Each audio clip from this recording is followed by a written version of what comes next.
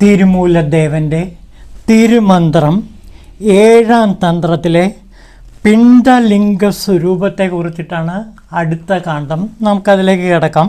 നോക്കൂ.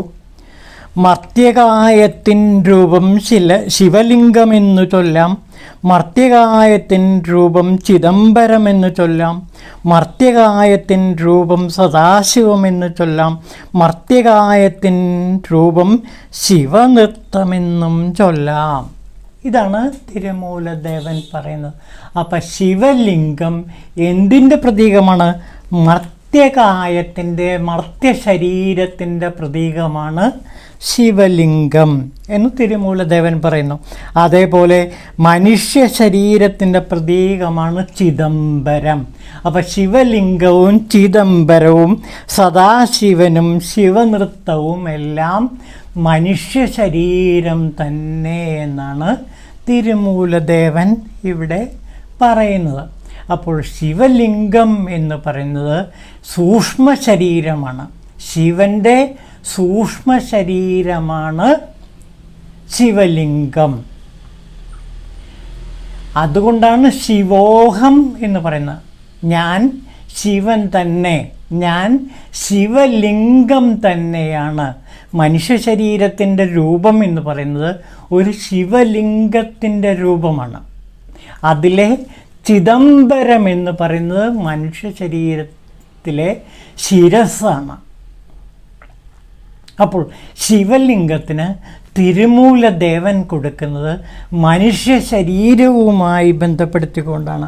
മർത്യൻ്റെ കായം, മർത്യൻ്റെ ശരീരമാണ് ശിവലിംഗം. അതായത് ശിവൻ്റെ സൂക്ഷ്മ ശരീരം. ഇവിടെ സൂക്ഷ്മ ശരീരം എന്ന് വെച്ചാൽ ആത്മാവ്. അതാണ് ശിവോഹം, ഞാൻ ശിവൻ തന്നെ എന്ന് പറയുന്നതാണ്. ശിവലിംഗം ഇതാണ്. നമുക്ക് നോക്കാം. ഇതാ നോക്കൂ.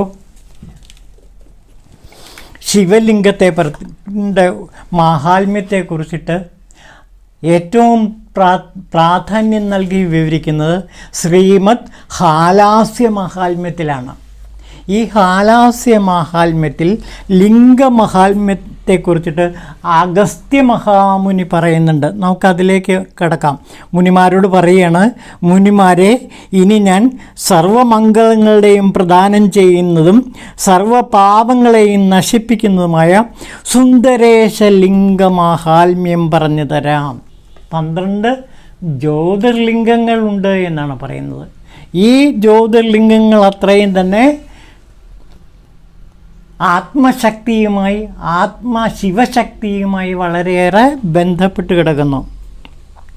നിങ്ങളെല്ലാവരും ശ്രദ്ധയോടുകൂടി ശ്രദ്ധിച്ചാലും മേരുപർവ്വതം, ശ്രീപർവ്വതം, കൈലാസം, മന്ദരപർവ്വതം, വാരാണസി തുടങ്ങിയ പുണ്യസ്ഥലങ്ങളിൽ ശിവലിംഗമുണ്ടാകുന്നതിന് വളരെ മുമ്പ് തന്നെ ഹാലാസ്യത്തിൽ ശിവലിംഗം സ്വയംഭൂവായുണ്ടായി.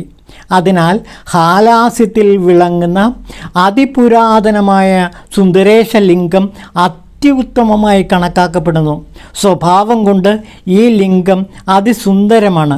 ഭഗവാൻ ഇതിൽ ഉമയോടുകൂടി വസിക്കുന്നത് കൊണ്ട് ഇത് സോമസുന്ദര ലിംഗം എന്ന് പ്രസിദ്ധമായി. എല്ലാ ലിംഗങ്ങളും ഉണ്ടാകുന്നതിന് മുമ്പേ ഉണ്ടായതും എല്ലാ ലിംഗങ്ങൾക്ക് കാരണമായതുകൊണ്ടും ഇതിനെ മൂലഭൂതലിംഗം എന്ന് വിദ്വാൻമാർ വാഴ്ത്തുന്നു. സ്വയംഭൂവും സർവലിംഗങ്ങളുടെയും സമഷ്ടിയും സർവവ്യാപിയുമായ മൂലലിംഗത്തെ സേവിക്കുകയാണെങ്കിൽ വൃക്ഷത്തിൻ്റെ ചുവട്ടിൽ ജലമൊഴിച്ചാൽ അതിൻ്റെ കൊമ്പുകൾ തളിർക്കുന്നത് പോലെ സർവലിംഗങ്ങളും പൂജിച്ച പുണ്യം ലഭിക്കും. അവൻ മോക്ഷത്തിന് അർഹനായിത്തീരുമെന്നതിന് യാതൊരു സംശയവുമില്ല. 64 ലീലകൾ ചെയ്ത സുന്ദരേശ്വരനും സമാനനായി മറ്റേത് ദേവനാണുള്ളത്? മൃത്യുഞ്ജയ മന്ത്രത്തെ ഭരദ്വാജ പക്ഷിക്ക് ഉപദേശിച്ച സുന്ദരേശന് സമാനമായ ഒരു ദേവൻ വേറെയില്ല. ഭക്തോത്തമനായ ശരാരി പക്ഷിക്ക് മോക്ഷം നൽകിയ സുന്ദരേശന് സമാനനായ മറ്റൊരു ദേവനുമില്ല. കുറുക്കന്മാരെയെല്ലാം അശ്വങ്ങളാക്കി പാണ്ഡ്യരാജാവിന് വിറ്റ സുന്ദരേശന് തുല്യനായ ഒരു ദേവൻ ത്രിലോകങ്ങളിലും എവിടെയുമില്ല. ദ്രാവിഡ ഭാഷാസൂത്രം എനിക്ക് ഉപദേശിച്ചു തന്ന സുന്ദരേശന് തുല്യനായ ഒരു ദേവൻ വേറെ എവിടെയുമില്ല. ദുഷ്ടരായ നഗ്നന്മാരെ മുഴുവൻ ശൂലത്തിൽ കയറ്റി സംഹരിച്ച ഹാലാസ്യനാഥന് തുല്യനായ ഒരു ദേവൻ വേറെയില്ല. കോലബാലന്മാർക്ക് മുലപ്പാൽ നൽകി രക്ഷിച്ച സുന്ദരേശ്വരന് സമാനനായ ഒരു ദേവൻ വേറെയില്ല. അതുകൊണ്ട് പുരുഷാർത്ഥങ്ങൾ ലഭിക്കണമെന്ന് ആഗ്രഹിക്കുന്ന പുരുഷൻ സുന്ദരേശനെ തന്നെ ഭക്തിയോടുകൂടി സേവിക്കണം. അപ്പോൾ സുന്ദരേശനെ ഭക്തിയോടുകൂടി സേവിക്കുന്നതിനെ കുറിച്ചിട്ടാണ് ഇവിടെ തിരുമൂല ഹാലാസ്യ മഹാത്മ്യത്തിൽ പറയുന്ന പ്രധാനപ്പെട്ട ഭാഗങ്ങൾ. ഇതാണ് ശിവലിംഗം, സുന്ദരേശലിംഗത്തിൻ്റെ ഹാലാസ്യ മഹാത്മ്യത്തിൽ പറഞ്ഞ ലിംഗമഹാത്മ്യത്തിൽ പറയുന്നത്. അപ്പോൾ ലിംഗം എന്നുള്ളത് ശിവൻ്റെ സൂക്ഷ്മ ശരീരം തന്നെയാണ് എന്നോർക്കുക. അപ്പോൾ മർത്യകായത്തിൻ രൂപം ശിവലിംഗം, പിന്നെ മർത്യകായത്തിൻ രൂപം ചിദംബരം. ചിദംബരം എന്ന് പറയുന്നതും മർത്യശരീരം തന്നെയാണ്.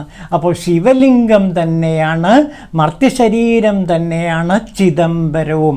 അപ്പോൾ നമ്മുടെ ശരീരത്തിൻ്റെ രൂപത്തിൽ തന്നെയാണ് ചിദംബരവും സൃഷ്ടിച്ചിരിക്കുന്നത്. 10-ാം നൂറ്റാണ്ടിൽ ചോള രാജാക്കന്മാരുടെ തലസ്ഥാനമായ ചിദംബരത്തിൽ ഈ ശിവക്ഷേത്രം പണിതു എന്നാണ് പറയപ്പെടുന്നത്. അവിടെ നടരാജൻ്റെ വിഗ്രഹമാണ് പ്രതിഷ്ഠിക്കപ്പെട്ടിരിക്കുന്നത്.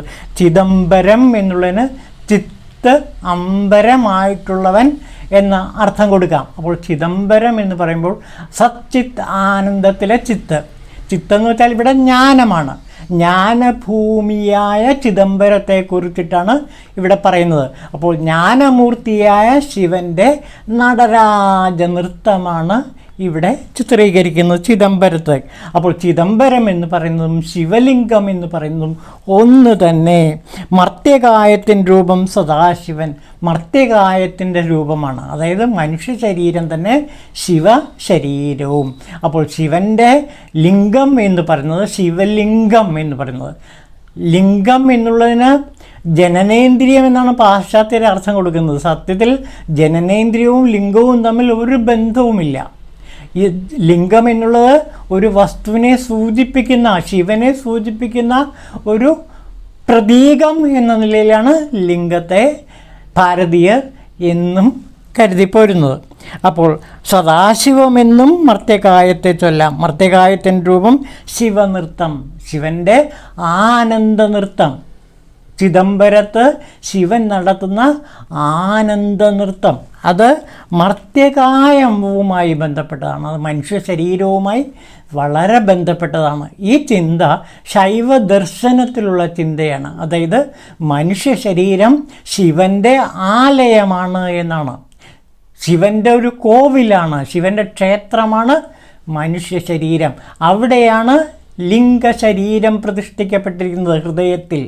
ആ ഹൃദയേശ്വരനായ ശിവനെയാണ് ശിവലിംഗമായി ഇവിടെ ആരാധിക്കപ്പെടുന്നത്. അപ്പോൾ തിരുമൂലദേവൻ പറയുന്നത് എന്താ നോക്കൂ, മർത്യകായം തന്നെയാണ് ശിവലിംഗം.